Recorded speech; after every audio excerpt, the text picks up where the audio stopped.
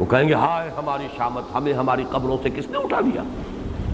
اور پھر اچانک کہیں گے ہائے معلوم ہوا یہ ہے وہ دن جس کا کہ وعدہ کیا تھا رحمان نے، آ گئی وہ شامت ہماری، اور آج حقیقت منکشف ہو گئی۔ صدق المرسلون، رسولوں نے جو کچھ کہا تھا سچ کہا تھا۔ ہم تو ڈھکوسلا ہی سمجھتے رہے، ہم سمجھتے رہے کہ ویسے ہی دھونس جما رہے، باتیں بنا رہے، صرف ہمیں ذرا دھمکانے کے لیے کچھ چیزیں گھڑ لی گئیں۔ ھذا ما وعد الرحمن وصدق المرسلون، وہ بات تو سچی نکلی، جو کچھ کہا تھا رسولوں نے وہ سچ نکلا، یہ ہے وہ جس کا وعدہ کیا تھا۔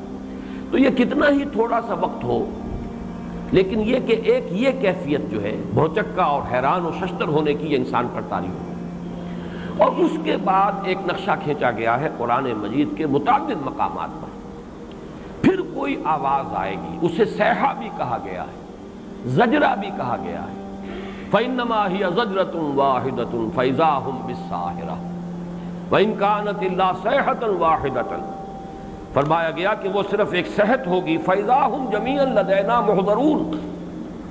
اور سورہ قمر میں نقشہ کھینچا گیا ہے، یوم یدعو الداعی الی شیء نکر اور مہطعین الی الداع، کوئی پکارنے والا کسی طرف سے پکارے گا، ایک آواز کسی طرف سے آئے گی، اور اس پکار پر سب دوڑ پڑیں گے اپنی اپنی قبروں سے جو نکلے ہیں اچانک، جو بھوچکے ہو کر رہ گئے ہیں، پھر وہ دوڑیں گے۔ اور اس دوڑ کا نقشہ قرآن مجید میں کئی مقامات پر آیا ہے۔ سورۃ المعارج میں آیا ہے یخرجون من الاجداث سراعا کانہم الی نصب یوفضون، اپنی قبروں سے نکل کر ایسے دوڑیں گے جیسے کہ کوئی نشانی ہے اور اس کی طرف کوئی نشان لگا ہوا ہے، اور مسابقت کر رہے ہیں، ایک دوسرے سے آگے نکلنے کی کوشش کر رہے ہیں، جیسے دوڑ کا مقابلہ ہوتا ہے۔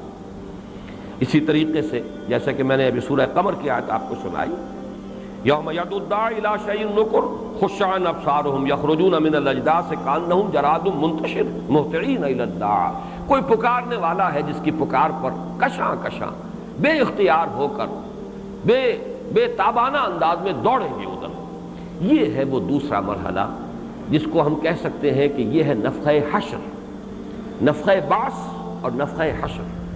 یہ دو حصوں میں تقسیم ہوگا، وہ دوسرا نفخہ۔ پہلا نفخہ بھی دو حصوں میں تقسیم ہوا، ایک ہے نفخہ فزع، گھبراہٹ کا نفخہ، جس پر گھبراہٹ، ہلچل اور ایک زلزلہ آئے گا، زلزلۃ الساعہ، اور دوسرا نفخۃ الصاعق، فَإِذَا نُفِخَ فِي النُّورِ فَصَعِقَ مَنْ فِي السَّمَاوَاتِ وَمَنْ فِي الْأَرْضِ، پھر وہ بے ہوش ہو کر گر جائیں گے، موت طاری ہو جائے گی۔ اسی طرح نفخہ بعث، جبکہ وہ قبروں سے اچانک نکل کر کھڑے ہو جائیں گے، فَإِذَا هُمْ قِيَامٌ يَنظُرُونَ وَأَشْرَقَتِ الْأَرْضُ بِنُورِ رَبِّهَا، یہ سورہ زمر میں نقشہ کھینچا گیا ہے۔ اور دوسرا یہ کہ جب پھر ایک اور نفخہ ہوگا، صیحہ، فَإِنَّمَا هِيَ زَجْرَةٌ وَاحِدَةٌ فَإِذَا هُمْ بِالسَّاهِرَةِ فَإِذَا نُقِرَ فِي النَّاقُورِ فَذَلِكَ يَوْمَئِذٍ يَوْمٌ عَسِيرٌ۔ اب اس کے لیے مختلف الفاظ آئے ہیں، کہیں صیحہ ہے، کہیں زجرہ ہے، کہیں نُقِرَ فِي النَّاقُورِ ہے، کہیں نُفِخَ فِي النَّاسُورِ، نُفِخَ فِي الصُّورِ ہے۔ تو یہ مختلف انداز ہے، لیکن اگر ان کا احصاء کیا جائے تو معلوم ہوتا ہے کہ یہ مرحلے چار ہیں، در حقیقت میں دو نہیں۔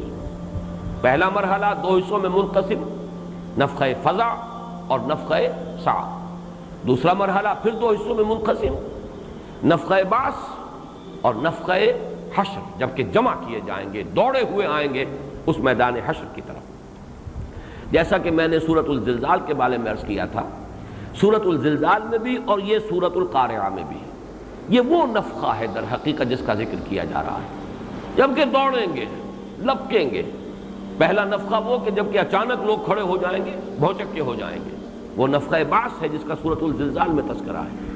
یہاں سورۃ القارعہ میں وہ ہے کہ جس میں اب یہ دوڑیں گے، اس لیے یہاں پر نقشہ کھینچا گیا ہے یوم یکون الناس کالفراش المبثوث، جیسے کہ پتنگے منتشر ہوتے ہیں، انسان ایسے ہو جائیں گے۔ اسی کو سورۃ القمر میں کہا گیا جراد منتشر، جیسے ٹڈی دل ہوتا ہے، لیکن ٹڈی دل کے بارے میں آپ کو معلوم ہے وہ ایک سمت میں دوڑتا ہوا ہوتا ہے، چاہے اس کا کتنا بھی پھیلاؤ ہو، لیکن سمت ایک معین ہوتی ہے، اس سمت کے اندر دوڑتے ہوئے ہوتے ہیں، جیسے کوئی پکارنے والا پکار رہا ہے اور اسی کی سمت میں دوڑے چلے جا رہے ہیں۔